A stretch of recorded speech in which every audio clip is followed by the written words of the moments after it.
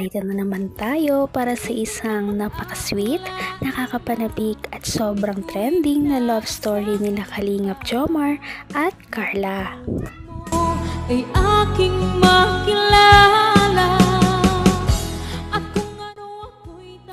Para sa pagpapatuloy ng ating love story ay sobrang nakakalungkot na talaga ang mga nakaraang pangyayari sa love team ni Kalingap Jomar at Ate Carla dahil pa naman ay lumala ang kanilang hindi pagkakaintindihan.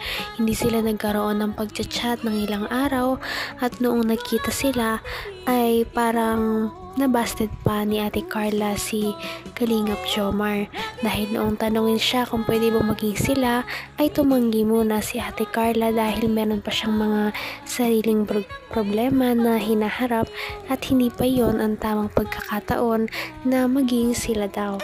Kaya ilang araw na sobrang lungkot at parang na-depress talaga si Kalingap Jomar sa mga pangyayari at noong dinalaw siya ni Ate Carla, ito na ang mga nangyari. Punta ko nga si Rob.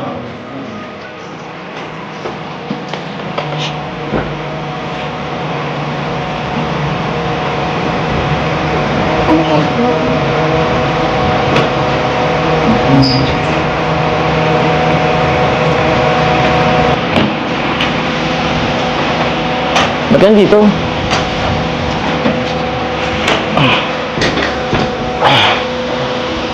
Pasok ka muna. Sige, pasok ka muna. Ito pa lang yung dalawa. Bro, huwag na. Okay lang. Labas na lang kayo. Oo. Pasok? Opo.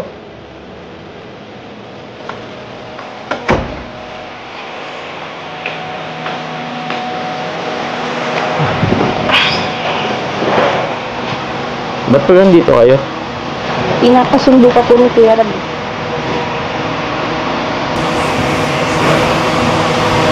Sabi ko kay David, sila na lang. Ayun na lang. Okay ka lang po ba? Oo.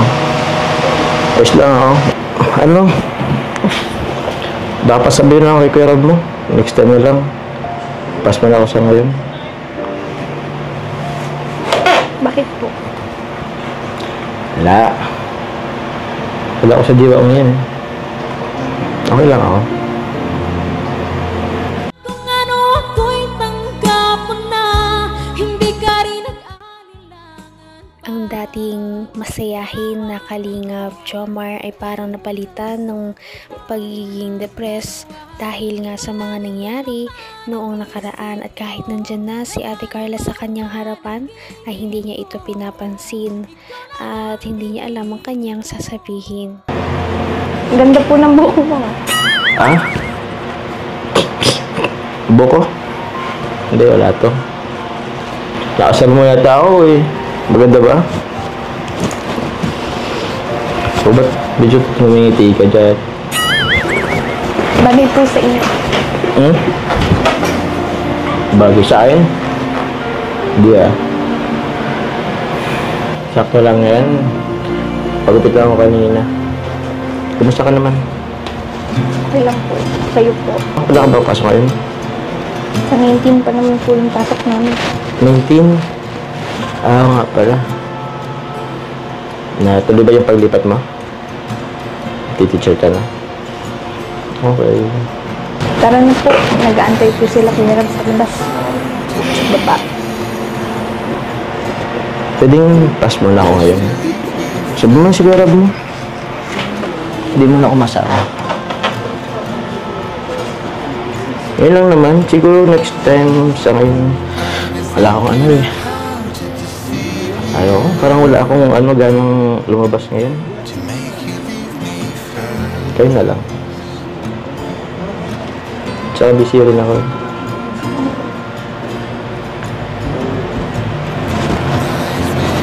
Sige na, baka naging si Kuya Rab mo.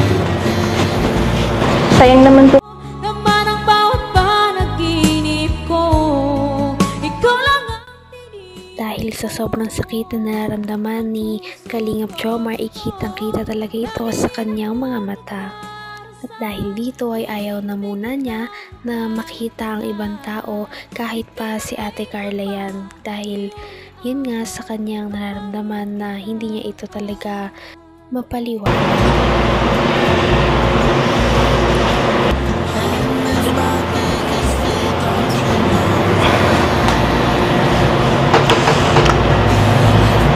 Pinakatingin. Hindi mo ako mapipilit yan. Sure po ba kanya hindi kayo sasama?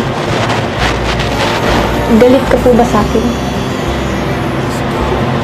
Magalit sa'yo? Ba't ako magagalit? Wala naman akong karapatang magalit sa'yo. Hindi naman tayo. Laptin lang naman tayo. Wala namang personalan ng feelings, di ba? Tsaka, malinaw naman na sa akin ngayon. Ginagawa lang naman na dito para sa ano? Para sa kanila.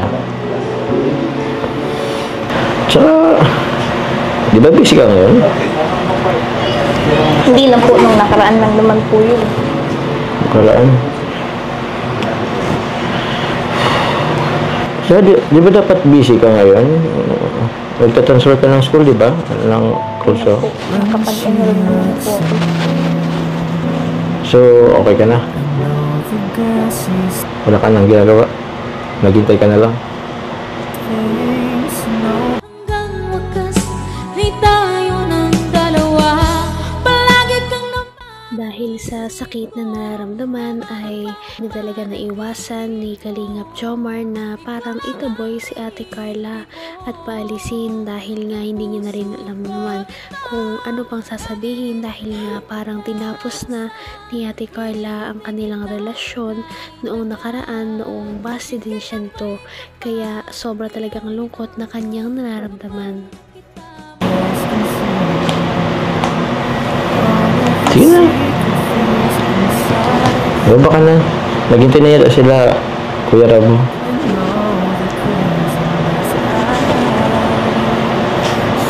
Kaya po ba ganyan ka kasi dahil doon sa nasabi ko nung nakaraan? Ano? Sorry na po. Sorry na kasi pagod lang naman ako nun. Tsaka dami ko din pong iniisip. Okay lang naman.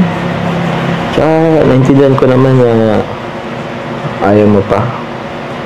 Or di ka nga siguro ready. Siguro, sa na talaga wala akong gana sa ngayon. Pero, mga ilang araw lang naman to, magiging okay lang naman ako ngayon. Sa ngayon lang talaga, wala pa talaga sa diwa ako.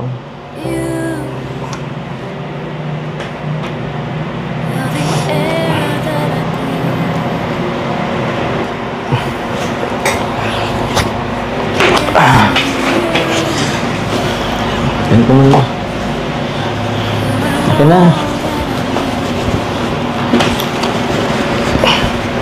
Okay. Okay naman si Carla, oh. Okay na. Magiging okay rin ako. Isa. Ano mo na? Ano na kaya ang mangyayari sa kanilang love team? Magpapatuloy pa ba ito o dito na lang talaga maghihinto ang lahat ng kanilang pinagsamahan? Dahil nga sa pagod lamang noon si Ate Carla sa kanyang mga nasabi na pambabasted, ngayon ay ganito na nga ang nangyari. Patindi na ng patindi ang mga pangyayari sa kanilang love story. Kaya naman sobrang dami talaga ang kinikilig sa kanilang love story at palaging nag-aabang. Kaya naman sana ay magkatuluyan din ang dalawang ito, si Ate Carla at Kalingap Jomar. Sana din ay patuloy natin silang subaybayan at suportahan para magpatuloy pa ang kanilang love team. Paniguradong hindi lamang ito ang ating aabangan dahil marami pang mga susunod na kilig moments na mangyayari sa kanilang dalawa. Yun lamang at maraming salamat sa panonood. Bye!